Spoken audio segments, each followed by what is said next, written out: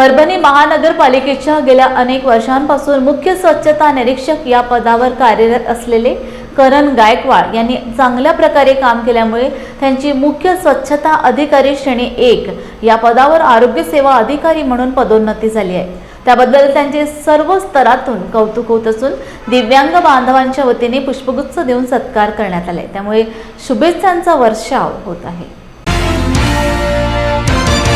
आज दिनांक 15/5/25 रोजी महानगरपालिकेचे आयुक्त आदरणीय धैर्यशील जाधव साहेब यांनी माझ्या कामाची पावती म्हणून मला आज पदोन्नती दिली। मुख्य स्वच्छता अधिकारी श्रेणी 1 आरोग्य सेवा अशी माझी पदोन्नती झालेली आहे। त्याबद्दल सर्व कर्मचारी अधिकारी सर्वांचे आभार। पत्रकार